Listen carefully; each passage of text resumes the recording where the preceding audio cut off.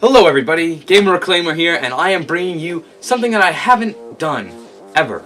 And it's a top 10 list. It's really a top 15 list because these are the top 15 of my favorite GameCube games. Now, they're not the top 15 greatest GameCube games of all time.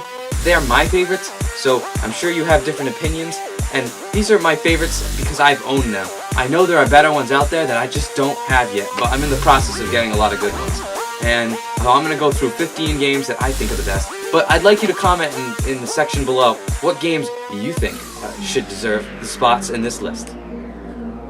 At number 15 we have Star Wars: The Clone Wars. Now this game doesn't get a lot of hype at all because there's so many other Star Wars games for the GameCube that are fantastic, like Rogue Squadron, but I think this deserves a spot because growing up with a younger brother, I always got multiplayer games, and this one has vehicle-based combat, a mode where you can go into the arena and survive multiple waves of Geonosians, droids, and all kinds of stuff that comes your way. And the campaign, the graphics blew me away when I played it for the first time because for the GameCube, they are some of the best I've ever seen.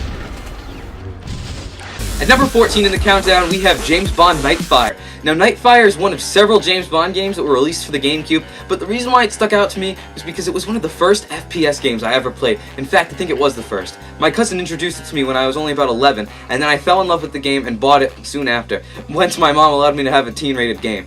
And so it was my first teen-rated game too. Now, I played this countless times with my friends, and one thing that really stuck out from the other James Bond games was that the bots were so detailed. You could put bots in the game that had certain personalities, like Greed, where they would always go for the weapons, or Speed, where they would be really fast. You could change their characteristics, and I thought that was really cool. It made the gameplay much more fun.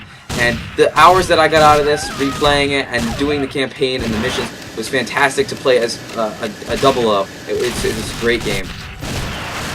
At number 13 in the countdown, another Star Wars game, Star Wars Jedi Outcast. My cousin actually gave me this game, but I thought that it was kind of weird at first, because there are so many different Star Wars games, like I said, that this one gets overlooked too, I think. But in Star Wars Jedi Outcast, you can actually pick what level Jedi you want to be. Padawan, Jedi, Master, and I didn't like the campaign much, but the multiplayer is phenomenal because you can actually pick force powers that you start off with in the game. You can get force jump, force speed, push, lightsaber throwing, lightning. You can choose to be Sith or Jedi. You can do all kinds of stuff, and you can put in bots, you can play multiplayer, and there are different objective games. The maps are really great too, so check it out.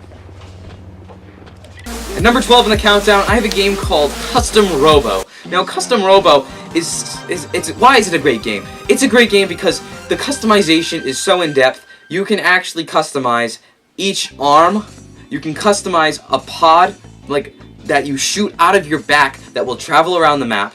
At the start of every game, a dice rolls to determine how you will be shot out of a cannon. Now, I challenge you to find another game where you start off by getting shot out of a cannon and then fighting with your own customized robot. Not to mention, in the campaign, you can go back a second time, fight everybody again, and then take their bots from them. You unlock characters by beating them from people the second time around. And I like the character you play as, and I like the style of fighting in the map that you play in. It's an action game, but there's some strategy in it too, because you have to pick a good combination of customized weapons to win the battles for you. And the concept of diving into a robot appealed to me too. I thought that was cool how you could link your mind with the robot and then pilot it while fighting your opponent. At number 11 in the countdown, I have the first sport game that I'm going to mention, but it is not a typical sports game. It's a Mario game. It's Mario Superstar Baseball. And why I like this game so much is because it's more like baseball than the Sluggers version for the Wii. Now, the counterpart on the Wii, it's so much more Mario-like than it is baseball-like, because you can get items like the POW, fireballs, that you can actually shoot while you're playing defense at the team. And that just takes away from the whole aspect of actually trying to play the field in a baseball game. Also, when you throw a pitch with the Wii remote, you can make it do zigzags and go all over the place, and it's impossible for you to get a hit if the person really knows how to pitch well. So it would always be an argument between me and my brother, and between like, you're throwing the ball on purpose to get me out every time, and I can't hit the ball, and it would just be a mess. So why I like Superstar Baseball is because once again you build up your team, like you do in the Wii, but it's more like baseball. And the mini games, Toy Field has so much replay value, and the other mini games, they gave me endless hours of play with my friends. So that's why it earns number 11 on my list. Now, some games are broken, and some games were made by the devil in hell and sent to Earth. Now, this is one of those games. Super Monkey Ball 2 is number 10 in my countdown, because it has made me rage so hard in the past, so much, that I cannot get rid of those memories, okay? Now, but somewhere in that chaos, I managed to find peace and salvation, and that was in the mini games, the multiplayer.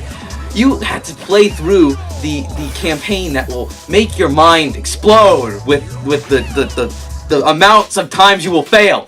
But when you earn enough points, you can actually unlock these mini games that are really fun, like Monkey Dogfight, Monkey Race, Monkey Boats. You actually go in boats. There's soccer, there's tennis, there's baseball, but everything is played as a monkey in a ball. And not to mention, every time you start up one of those multiplayer games, it goes Monkey Race 2. Monkey Dogfight 2. They say 2 at the end of everything. Now we get it, this is the second version of the game, but I just think it's kind of annoying. Monkey Billiards 2. How they have that Monkey Fight 2. Add 2 every time! So, that's just something I didn't like, but the game is so fun, and the multiplayer is fantastic. You can play with up to 4 people.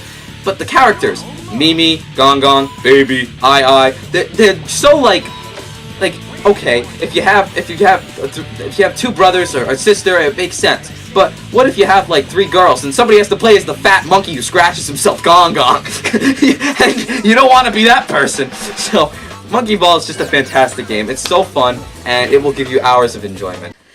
At number 9 in my countdown, I have a game called Pikmin 2.